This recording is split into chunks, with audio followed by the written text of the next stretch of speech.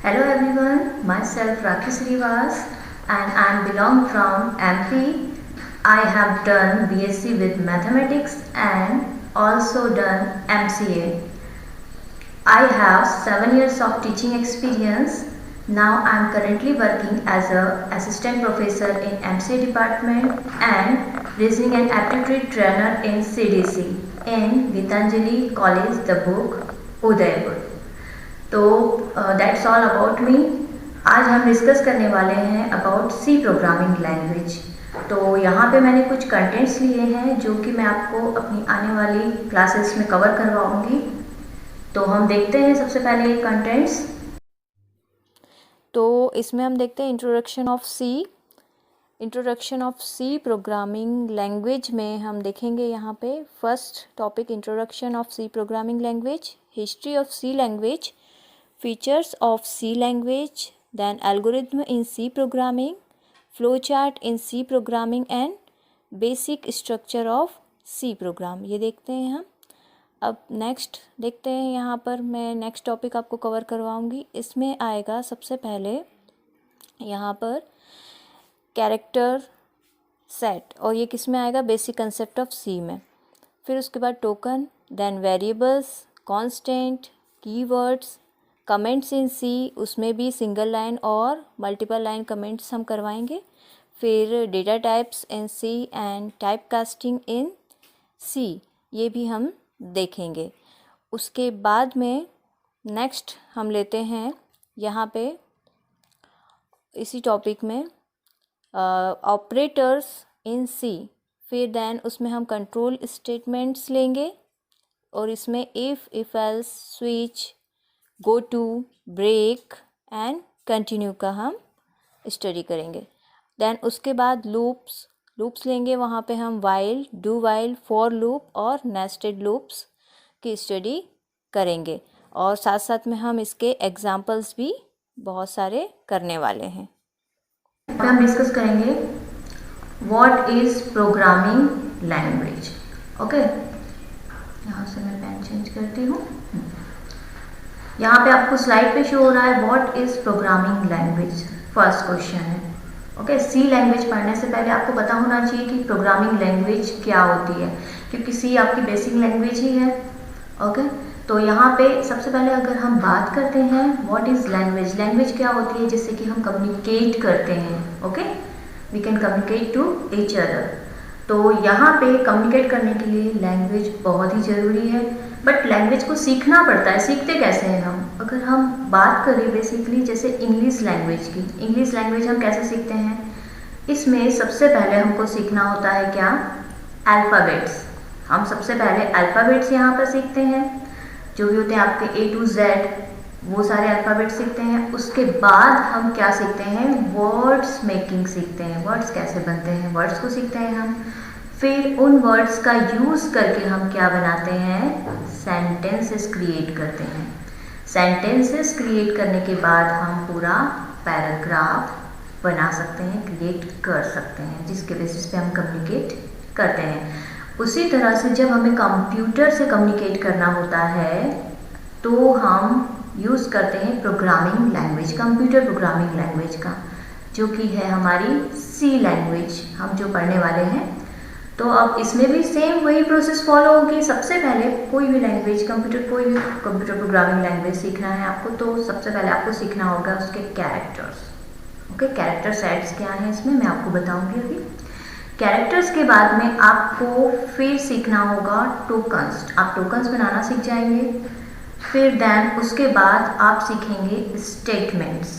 Token से आप create कर सकते हैं क्या, स्टेटमेंट्स क्रिएट कर सकते हैं। एंड देन स्टेटमेंट्स को और हम क्या कह सकते हैं, just instructions. Okay,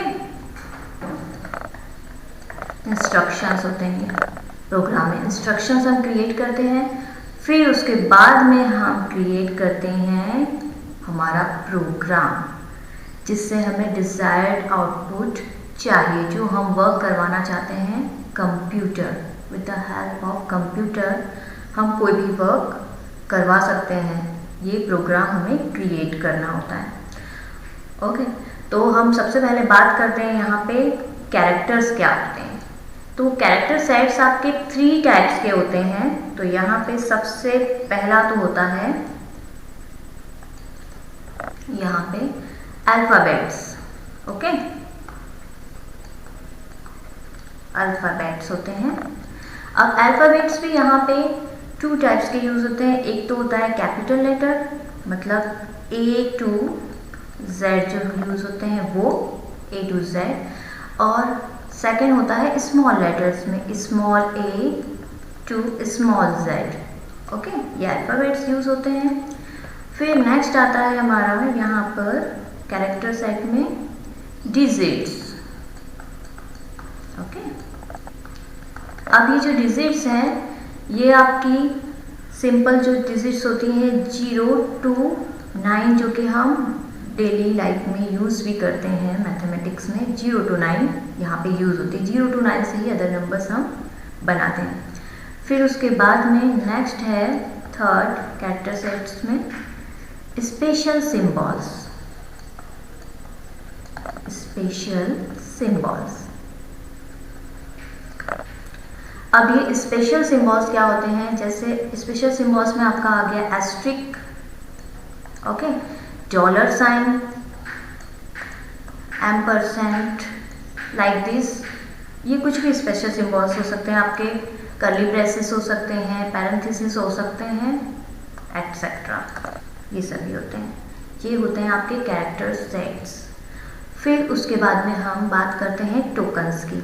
okay, now we will discuss about tokens. Tokens क्या होते हैं? जैसे कि हम इंग्लिश में अल्फ़ाबेट से वर्ड्स क्रिएट करते हैं, उसी तरह से कैरेक्टर सेट से सी लैंग्वेज में हमें टोकन क्रिएट करना होता है। टोकन का यूज़ हम इंस्ट्रक्शन क्रिएट करने में करते हैं और इंस्ट्रक्शन से फिर हम आगे प्रोग्राम बनाते हैं।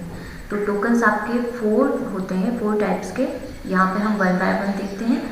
सबसे पहला होता है कांस्टेंट टोकन। कांस्टेंट टोकन, अभी जो कांस्टेंट टोकन्स होते हैं इसमें ऑल टाइप कांस्टेंट्स, इसमें नंबर्स आ सकते हैं, digits, variables, characters and like this. हम इसको आगे फर्दर डिस्कस करेंगे। नेक्स्ट होता है यहाँ पर variable token. Variable token, okay, तो वेरिएबल टोकन में ऑल टाइप्स ऑफ वेरिएबल हम यूज़ करते हैं। फिर थर्ड टाइप होता है आपका ऑपरेटर टोकन, सी में ऑपरेटर टोकन। ऑपरेटर टोकन में हम ऑल टाइप्स ऑफ ऑपरेटर्स लेते हैं, जैसे plus, minus, divide, multiplication. Multiplication के लिए यहाँ पे हम एस्ट्रिक का यूज़ करते हैं। इसमें सी में कुछ सिंटेक्स वगैरह है, ये सभी हमको यूज़ करना होता है। फिर फोर्थ है कीवर्ड टोकन।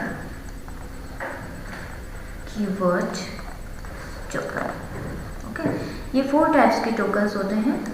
इनका यूज़ करके हम इंस्ट्रक्शन क्रिएट करते हैं, जिसे हम स्टेटमेंट भी कह सकते हैं, और फिर देन उसके बाद हम प्रोग्राम क्रिएट करते हैं।